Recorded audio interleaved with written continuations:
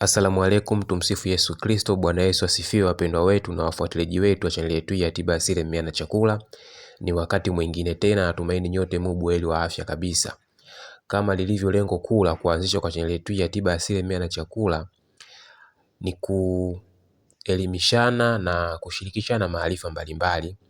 Hasa ni kwa namna gani unaweza kutumia mimea tiba na chakula asili katika kuimarisha na kuboresha afya zetu, kujikinga dhidi ya magonjwa, lakini pia kutibu na kuondosha changamoto mbalimbali za kiafya zinazoweza au zinazokukabili.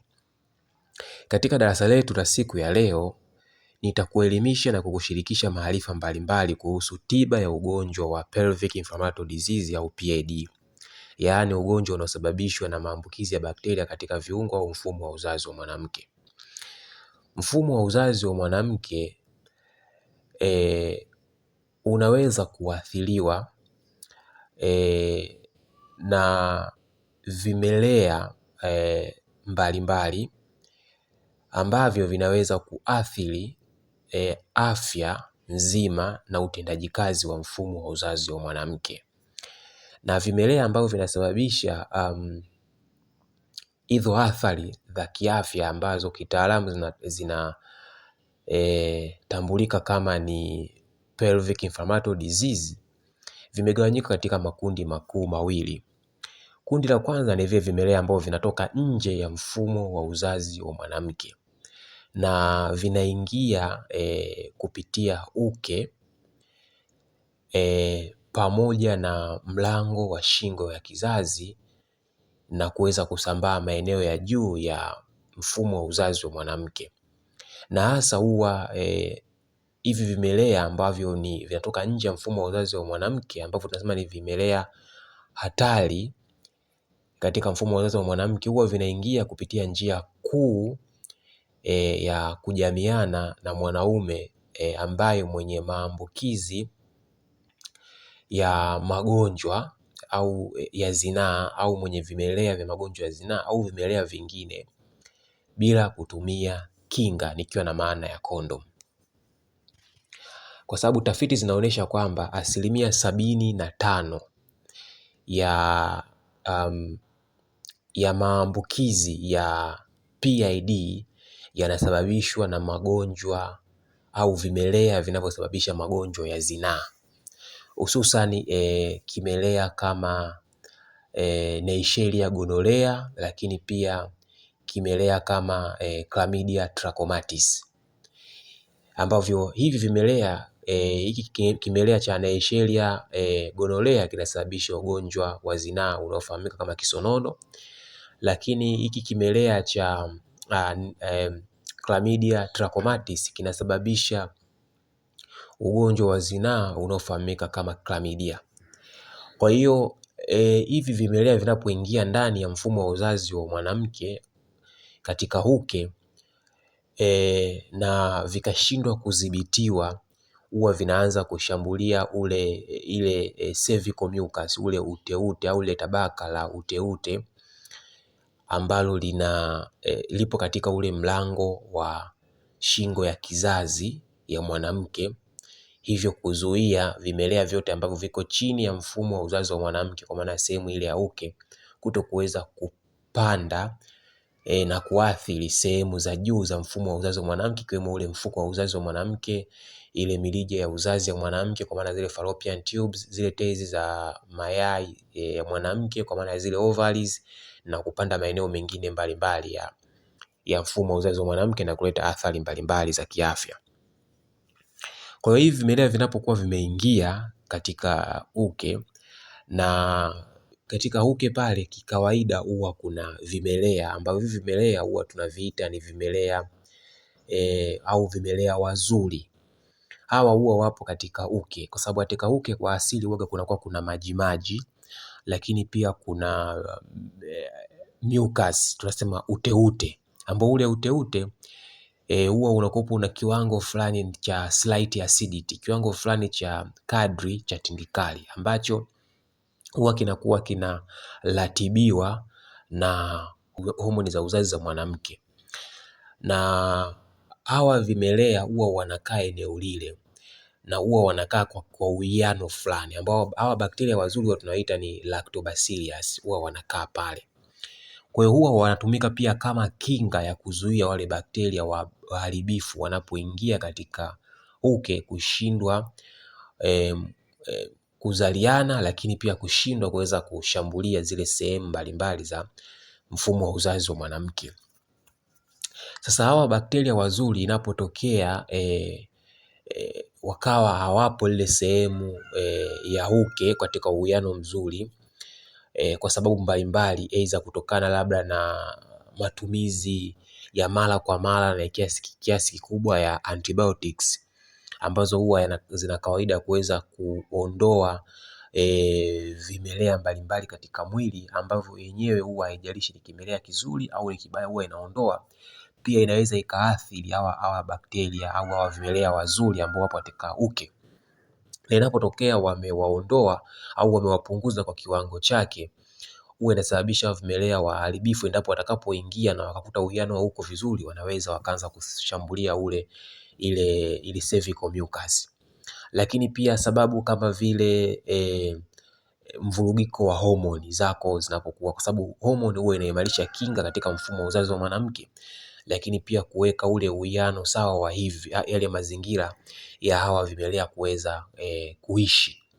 Kwa hiyo inapotokea una mvurugiko wa homoni, aidha kutokana labda na umri, labda kutokana na mtindo wako wa maisha, vyakula unavyokula, labda kutokana na magonjwa au matumizi ya labda vile vizuia mimba vya homoni, matumizi fulani ya dawa fulani unazozitumia au matibabu fulani unayoendelea nayo, yanaweza yakavuruga mfumo wako wa homoni za uzazi na kukupelekea sasa wewe kuvuruga haya mazingira na uwiano wa bakteria wazuri. Kwa hiyo unajenga, si tu umeondoa kinga katika mfumo wako wa uzazi, lakini pia unawapa mwanya hawa bakteria waharibifu kuweza kupita na kuingia na kuanza kushambulia ile mucus, ule utando wa pale katika shingo ya kizazi ya mwanamke, na kupelekea kuweza kinga ya mwili, kwa sababu taarifa huwa ziko katika sehemu mbalimbali za miili ya binadamu. Mwili wa binadamu huwa zina ile tunasema mishipa ya fahamu. Kwa hiyo mishipa ya fahamu inapotuma taarifa katika mfumo wa fahamu na kupeleka katika kinga ya mwili huwa inaitikia au tunasema ina respond, kwa sababu pale ile imegundua pale ile eneo husika la mwili linashambuliwa au linaletewa madhara fulani na kitu ambacho si sehemu ya mwili.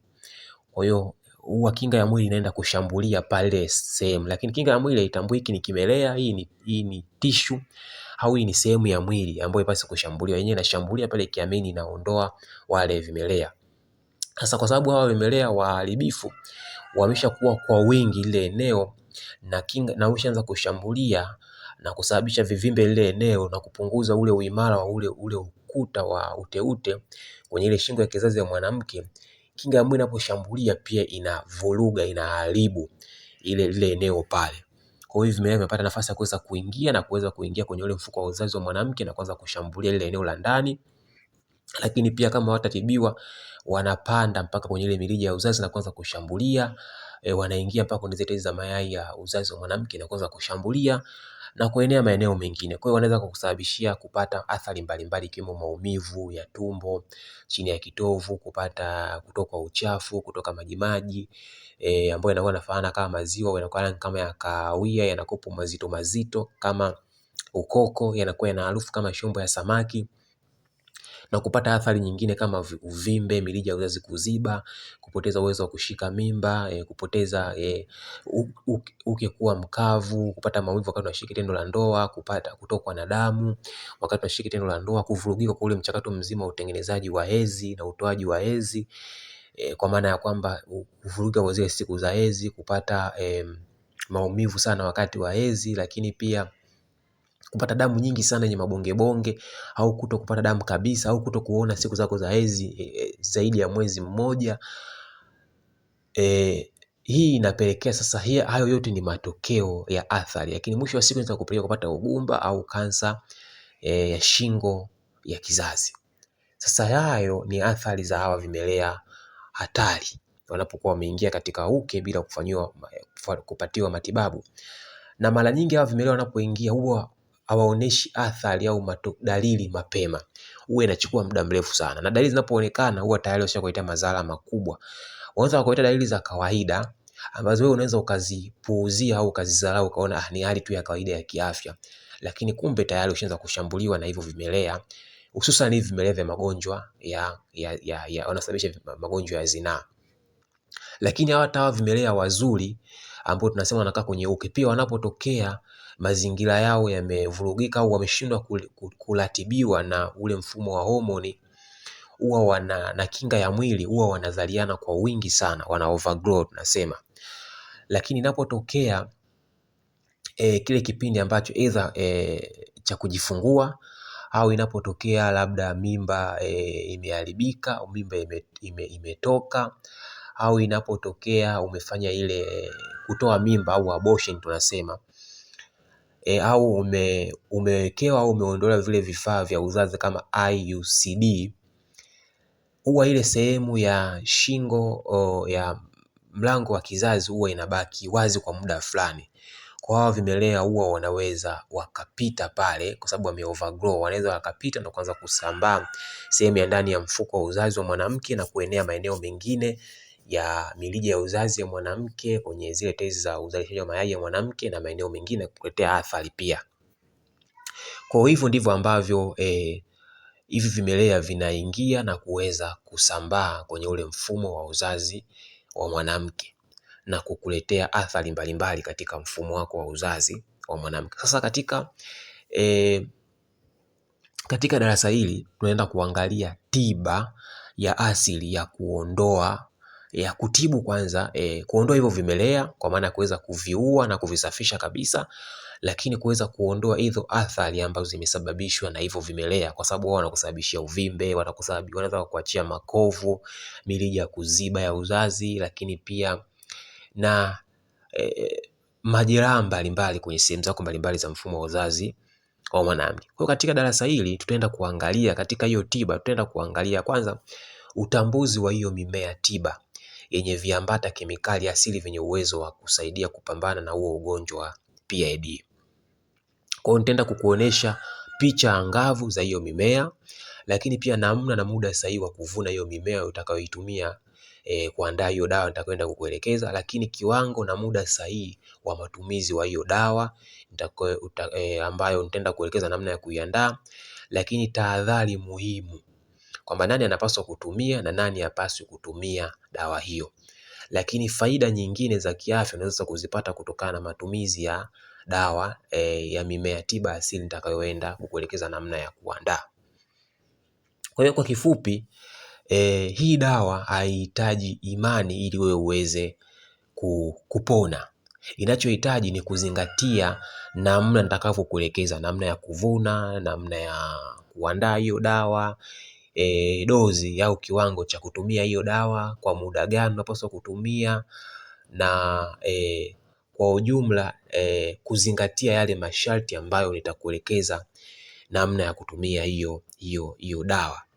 Na hakika hii dawa ina matokeo makubwa sana, kwa sababu mimi nina ushahidi nao kwa wanawake kama walikuwa wanne. Kwa maana kulikuwa kuna mabinti wawili na wanawake wawili ambao walikuwa kina mama, ambao walikuja kwa wakati tofauti tofauti kwangu wakiomba usaidizi wa kutibu changamoto mbalimbali zinazokabili mfumo wa uzazi wa mwanamke, ikiwemo PID, na niliwaelekeza namna ya kuandaa hiyo dawa na wakaandaa wakatumia. Kuna ambao waliona walipona kabisa changamoto zao ziliweza kuondoka kabisa ndani ya wiki moja, lakini kuna ambao walianza kuona matokeo ya uponyaji ndani ya wiki moja, lakini wakapona kabisa ndani ya wiki ya pili. Kwa hiyo ni dawa ambayo si nabahatisha, ni dawa ambayo ina uwezo na matokeo makubwa sana.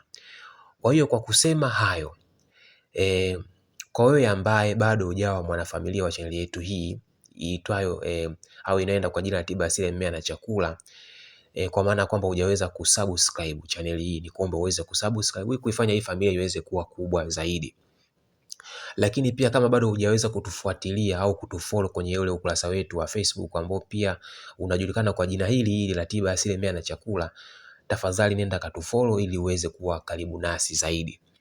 lakini kuombe kama hujaweza kuwasha kikengele kwenye channel yetu hii, kwa maana hujaweza ku turn on bell notification, basi uweze kufanya hivyo ili uweze kuwa unapata taarifa pindi tunapokuwa tunachapisha machapisho mapya au maudhui mapya kwenye hii channel yetu. Lakini kama utapendezwa na hili chapisho, basi nikuombe uweze kulike, lakini nikuombe uweze kushare au kushirikisha kwenye mitandao mbalimbali ya kijamii, lakini pia watumie ndugu jamaa na marafiki ambao kwa namna moja au nyingine wanaweza wakanufaika na chapisho hili. Lakini iwapo una swali, maoni, unahitaji ufafanuzi au ungependa kujifunza zaidi kutoka kwetu, usisite kuandika hapo chini kwenye sehemu ya maoni, comment section. Tupo tayari kupokea maoni yako, kukujibu, lakini kukupa ufafanuzi na pia kujifunza zaidi kutoka au kupitia mchango wako. Kwa hiyo bila kupoteza muda, nitoe tu maana na ufafanuzi kuhusu PID ni nini. PID ni ugonjwa wa maambukizi katika viungo vya uzazi wa mwanamke.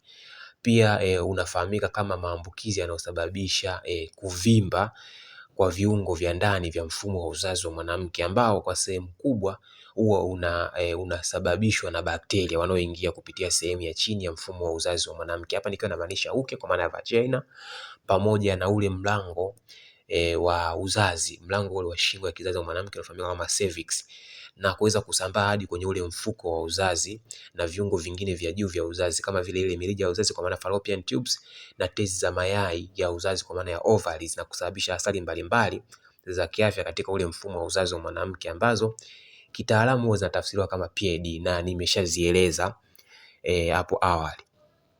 Kwa hiyo sasa bila kupoteza muda, hebu tuende tukaangalie tiba ya PID, na nimeandaa somo ambalo lenyewe limeelezea kwa upana zaidi kwa maana ya maana na ufafanuzi kuhusu PID, vimelea vinavyosababisha au vinavyoweza kupelekea mtu akapata maambukizi ya PID. Nimeelezea viungo vya uzazi mbalimbali katika mfumo wa uzazi wa mwanamke ambavyo vinaweza vikaathiriwa na PID. Nimeelezea sababu za msingi mbalimbali ambazo zinaweza kupelekea mtu akapata PID, ikiwemo mapenzi kinyume na maumbile, ikiwemo kwa maana ya hiyo kufanya mapenzi na kuwa na bila kutumia kinga au kuwa na wenza wengi.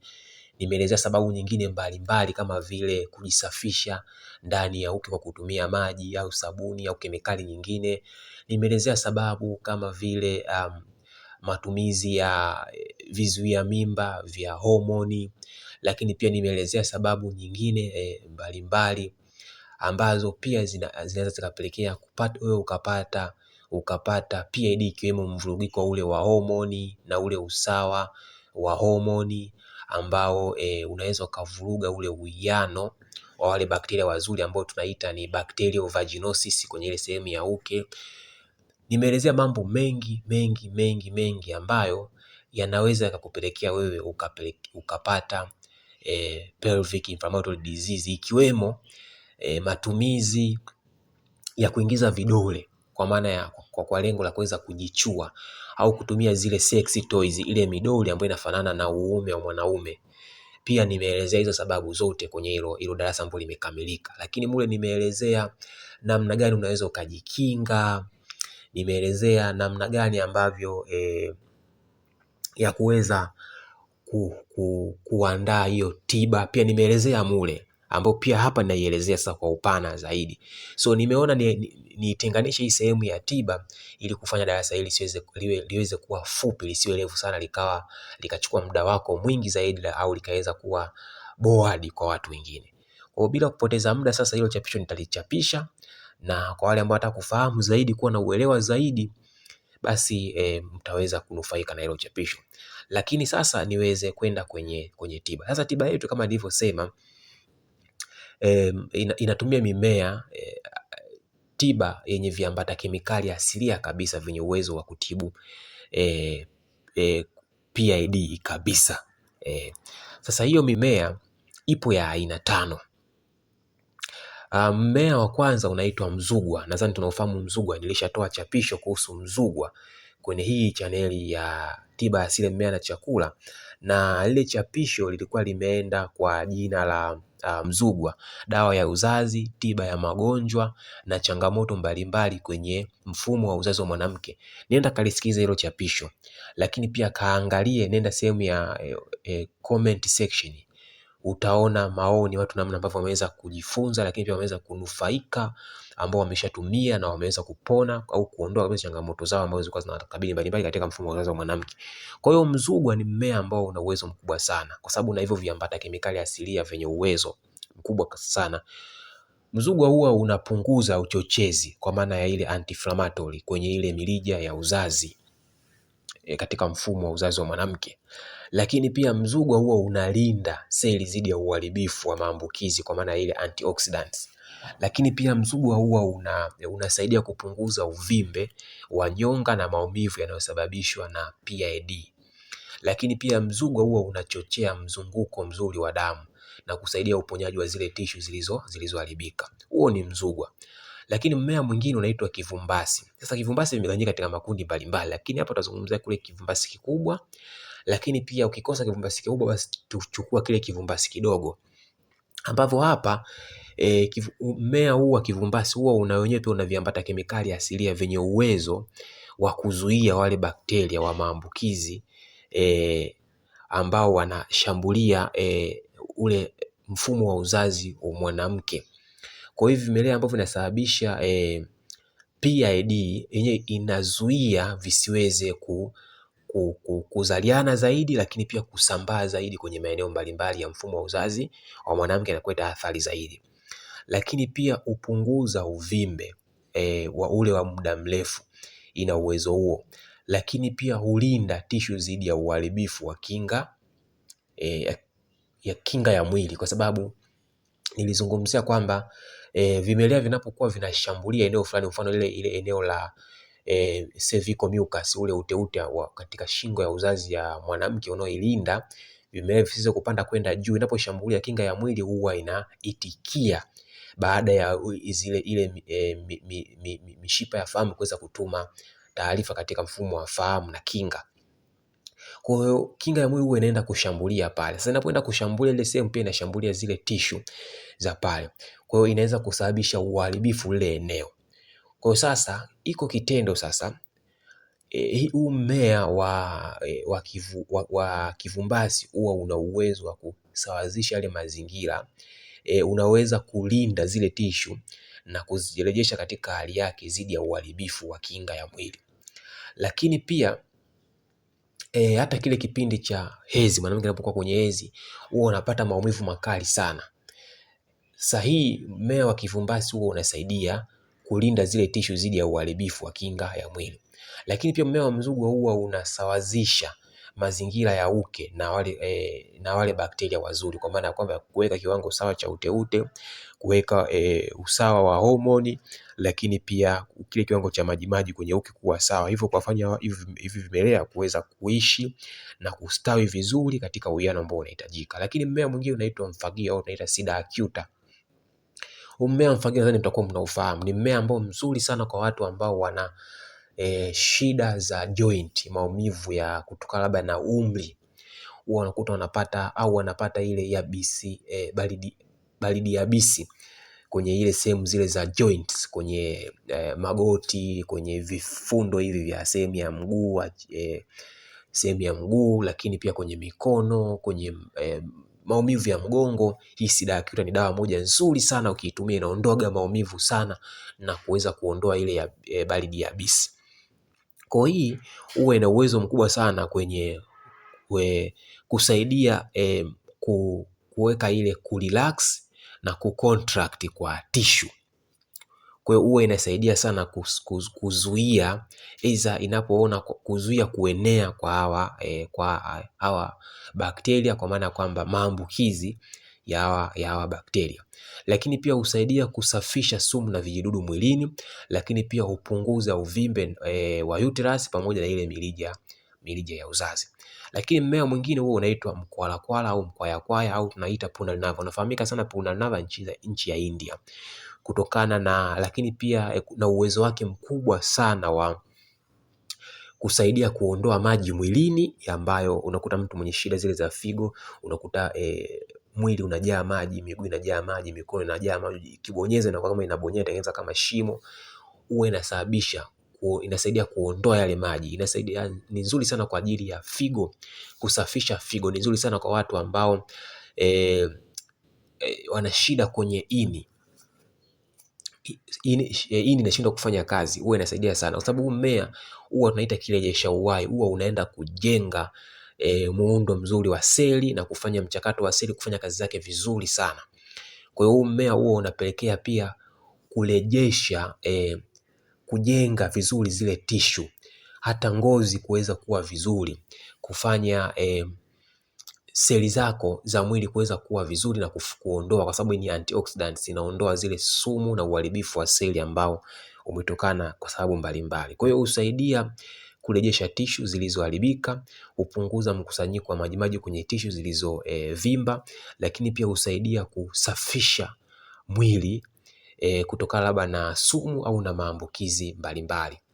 Kwa hiyo ni mmea mzuri sana kwenye mmeng'enyo wa chakula, ni mmea mzuri sana kwa watu ambao wana shida za UTI, watu ambao wana shida za figo zile za mwanzoni za awali, lakini pia ni mzuri sana kwa watu wenye changamoto za ini, lakini watu ambao wanataka kutakatisha ngozi, kuweka mwili wao kuwa nyororo na kuwa mzuri zaidi. Ni mzuri sana huu mmea. Lakini pia kuna mmea mwingine ambao unaitwa mziwaziwa au tunaita Euphorbia hydra.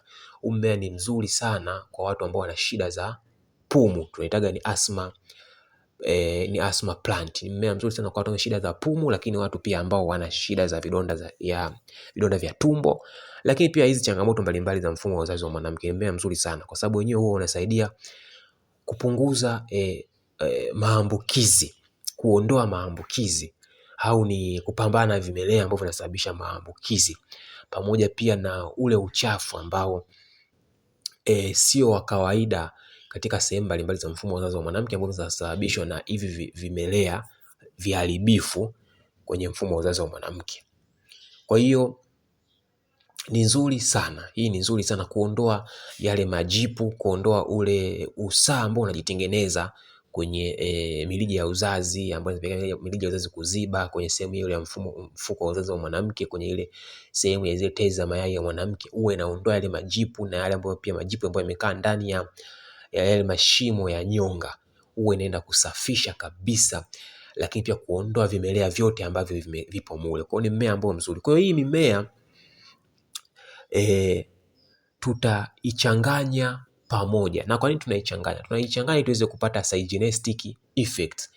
Tuweze kupata unajua hii mimea huwa ina sifa za kikemikali zinazoweza kufanya kazi moja katika uwiano unaofanana au kuzidiana,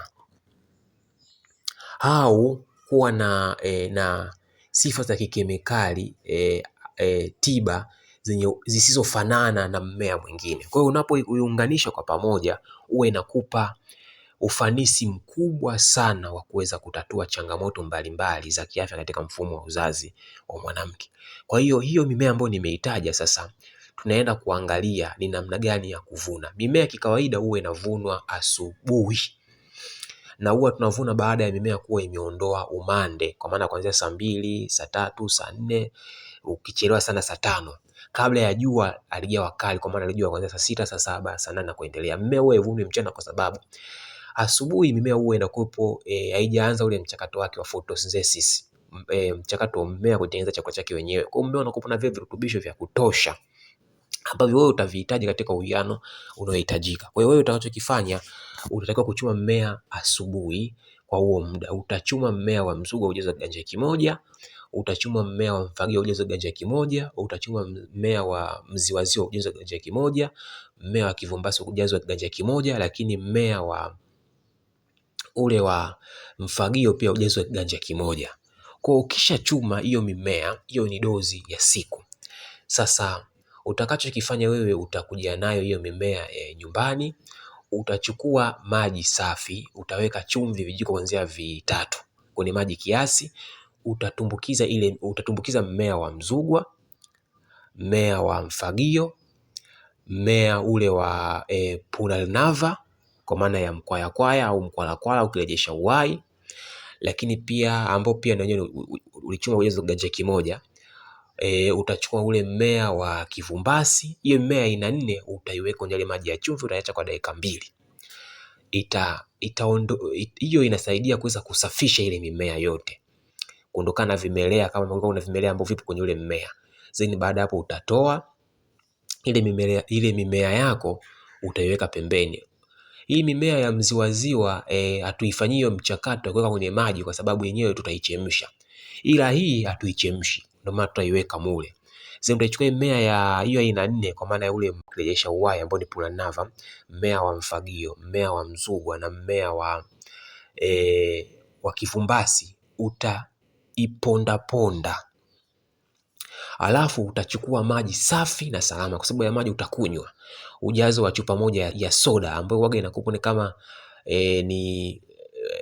ni kama mililita 350. Then utachukua ujazo wa chupa moja ya soda, utaweka maji safi na salama mule, chupa safi utaweka maji safi na salama. Ikijaa ile ndio itakuwa kipimo chako.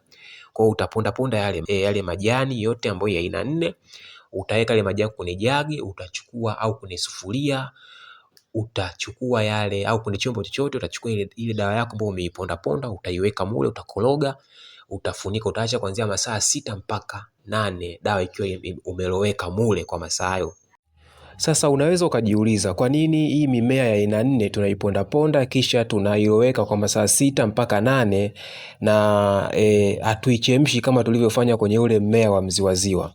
Tofauti ni kwamba hii mimea ya aina 4 kulingana na ile biochemical compounds ambazo zipo kwenye hii mimea ambazo ndizo tunazozihitaji kutumia kama tiba ya kuondoa hivi vimelea vinavyosababisha PID na athari zake, zenyewe unaweza ukazitumia kwenye mwili wako kwa kiwango fulani bila kukuletea athari zozote za kiafya, ukilinganisha na zile biochemical compounds ambazo zipo kwenye mmea wa mziwaziwa ambazo zenyewe ukizitumia kwa kiwango ambacho nitaenda kukuelekeza, zinaweza zikakuletea athari kwenye mfumo wako wa afya na kusababishia madhara mengine. Na ndio maana tunafanyaje kule, tunachemsha. Lakini kwenye hii mimea ya aina 4 pia tunasema zile biochemical compounds zake ni rahisi kuyeyuka kwenye maji, na ndio maana tunaiponda ponda na tunaloweka kwa huo muda wa masaa 6 mpaka 8. Tunafanya masaa 6 mpaka 8 kwa sababu tunaamini kwamba kwa huo muda wa masaa 6 mpaka 8 vile viambata kemikali asilia vitakuwa tayari vimeshakuwa dissolved kwenye maji, tayari kabisa kwa wewe kuweza kuchuja na kubaki na maji ambayo ni dawa, kwa maana kwamba na vile viambata kemikali asilia ambao vinaweza kukuletea faida sasa ya kuweza kupambana na vimelea vya PID, lakini kuondoa zile athari za PID. Kisha utachukua yale majani ya mziwaziwa na yenyewe utayaponda ponda, utayaweka kwenye jikoni, kwenye sufuria lako safi, utachukua maji ujazo pia wa chupa moja ya soda, utamimina. Then utachukua robo ya ujazo chupa ile ya soda pia utamimina. Hii robo tunaiongezea ili utakapokuwa unachemsha kuanzia dakika 15 mpaka 20, basi ile maji yatakayopotea yasipunguze ile ujazo ile kipimo chetu cha chupa moja ya soda ambayo tunaitaka. Kwa hiyo utakuwepo sasa, mwisho siku utaipua ikishachemka kwa hizo dakika 15 mpaka 20, utachuja, utaiweka ipoe. Kisha ile ya ile ambayo ulioloweka ya mimea 4 na yenyewe baada ya masaa 6 mpaka 8 utachuja na yenyewe. Kwa utapata chupa moja ya soda ya ujazo ya hii mimea 4 ulioloweka na chupa moja ya soda ya hii mmea wa mziwaziwa ambao ulichemsha. Sasa kipimo cha dozi kikoje au kipimo cha dawa yetu kikoje? Utachukua nusu ya ile mimea ambayo ya dawa yetu ambayo imetokana na dawa ambayo uliloweka, nusu chupa. Alafu utachukua nusu chupa tena ya ile dawa iliyotokana na mziwaziwa uliochemsha, utachanganya pamoja. Utapata kikombe chenye ujazo kama huu hapa ambao unaoonekana, kwa maana kwamba sasa ni mililita 175. Utakunywa asubuhi kabla hujala chochote, utakunywa. na ukisha kunywa utakaa nusu saa, kisha ndo utapata kifungua kinywa. Kisha itakapofika jioni itabakia mililita 175 kwenye chupa ya kwanza na 175 kwenye chupa ya pili. Kwa hiyo yenyewe utaweka kwenye kikombe chako, kwenye glasi, utakunywa saa 12 kabla ya chakula cha usiku utakunywa. Kwa hiyo utafanya hivyo mfululizo kwa muda wa wiki 2. Kwa hiyo wewe ambaye una zile changamoto zote, sijui za kutoka uchafu kwenye uke, kutoka na majimaji ambayo yanakuwa yana rangi kama ya maziwa au rangi ya kahawia mazito kama usaa, au kwa namna yoyote ile unakuwa una harufu kama shumbo ya samaki, au wewe ambaye unapata maumivu makali ya nyonga, unapata maumivu chini ya mgongo, unapata maumivu ya tumbo chini ya kitovu, unapata unaomba mirija yako imeziba, wewe ambaye una mvurugiko wa hedhi, siku zako zinavurugika, leo tarehe 20, kesho tarehe 31, kesho kutwa tarehe 10, wewe ambaye unapata damu nyingi sana ya hedhi, ni mabonge au ambayo inakuwa upati unapata damu ndogo sana au hedhi uoni, unaweza kushangaa unaweza kama miezi 2 au 3 hujapata hedhi. Wewe ambaye una zile changamoto zote mbalimbali za mfumo wa uzazi wa mwanamke, sijui una uvimbe ile ya uvimbe wa kadri, hii dawa inakusaidia, lakini kwa huo muda wa wiki 2. Na matokeo utaanza kuona kuna baadhi ya dalili zitaanza kupotea ndani ya wiki ya kwanza, na kuna baadhi ya dalili, kwa mfano kama zile za mauvimbe, mirija kusafishwa na kuwekwa sawa kwa mfumo wako wa homoni, utaanza kuona ndani baada ya wiki ya 2, katika ile wiki ya 2. Lakini kwa wale ambao wameshakuwa na hii shida ya muda mrefu sana, huwa nashauri waongeze mpaka wiki ya 3. Huwa kwa wale zile shida sugu, na hii dawa sio sumu. Kwa hiyo unaweza ukawa unaitumia kwa wale ambao pia si lazima wewe una hizo changamoto, lakini tunataka kuweza kuweka tu sawa mfumo wako wa homoni, unataka tu kuweka tu ule mchakato wako wa hedhi kukaa vizuri, kuondoa zile changamoto za kawaida za hedhi, kuweka tu vizuri mfumo wako wa hedhi. Unaweza ukawa au mfumo wako wa afya ya uzazi, unaweza ukawa unatumia walau kwa wiki ukawa unakunywa hii chupa moja ya soda yenye nusu ya mziwaziwa iliyochemshwa na nusu ya hii mimea minne, ukawa unakunywa. Itakusaidia kuondokana zile changamoto mbalimbali za maambukizi kwenye mfumo wako wa hedhi, kusafisha kwa kifupi. Unaweza ukawa unakunywa hata kwa wiki mara moja, kwa mwezi ukanywa hata mara 2, kwa maana kwamba kwa wiki mara moja, kwa wiki 2. Kwa hii itakusaidia sana kuweka sawa mfumo wako wa hedhi. Sasa nani ambaye hapaswi kutumia hii dawa? Sasa kwa wale ambao hawapaswi kutumia, kwa maana ya tahadhari sasa, ni hasa ni wale ambao tunasema ni wamama wajawazito, hususan wale ambao wapo wana ile mimba changa. Kwa sababu kwa mfano mmea kama Sida acuta na ile Euphorbia hydra inaweza kuchochea ile misuli ya mfuko wa uzazi kukaza au kutanuka sana, lakini pia inaweza kuongeza hatari ya kuharibika kwa mimba. Kwa hiyo hatushauri mama mjamzito kutumia, lakini yule mama ambaye ananyonyesha labda kile kipindi cha ile miezi 6 ile au chini ile miezi 6, basi tunasema hii mimea, hii dawa usitumie, kwa sababu inakuwa na viambata vinavyoweza kupita kwenye maziwa ya mama na kumwasili mtoto, kwa sababu mtu anaweza kanywa kiwango kikubwa sana ambacho kipo, kwa sababu inakuwa ina kipimo maalum. Kwa hiyo usimpe mama anayonyonyesha, usitumie.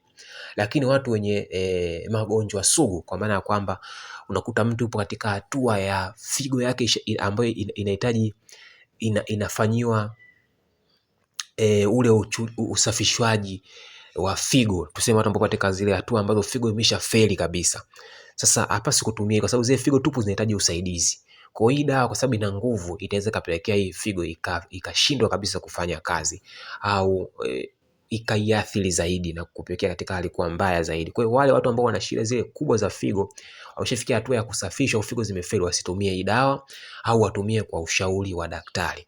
Lakini sawa pia na wale ambao wana changamoto zile za ini ambazo zishafika hatua mbaya zaidi, wasitumie. Au watu wenye magonjwa sugu kabisa yale ya moyo, wasitumie hii dawa, kwa sababu hivyo viambata ambavyo vipo kwenye hiyo mmea huweza kuchakatwa kwenye ini, vinaweza vikachakatwa kwenye figo, hivyo vinaweza kuongeza ile mzigo kwenye hivyo viungo na kupelekea hali ikawa mbaya zaidi.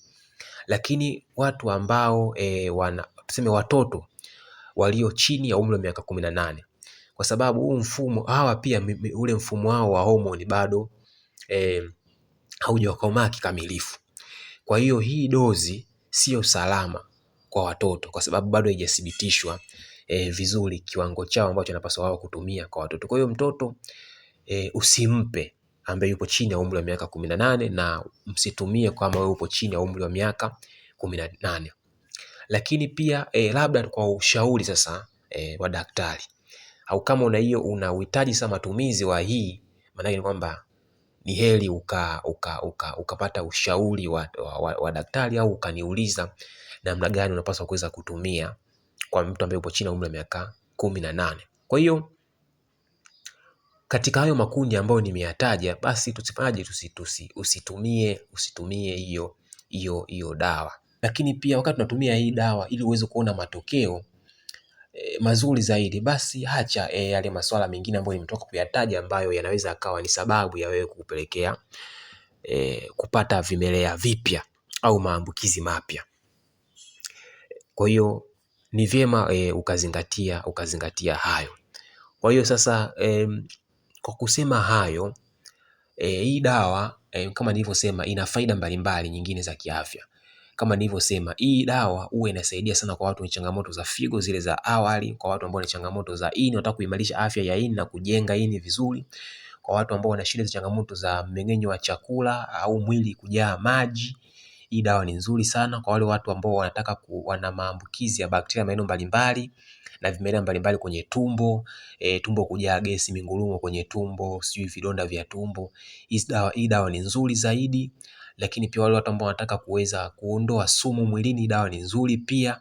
Ila hapa tunashauriaga pia unaweza ukaiongezea ukwaju. Ile juisi ya ukwaju unaweza ukaongezea hapo kama unataka kusafisha vizuri mwili wako. Hii dawa pia ni nzuri sana. Kwa hiyo tumia hiyo dawa kama nilivyokuelekeza na utaona matokeo makubwa sana sana sana. Kwa hiyo nikutakie maandalizi mema, matumizi mema na tukutane wakati mwingine wa darasa mengine. Mungu akubariki, siku njema, asante.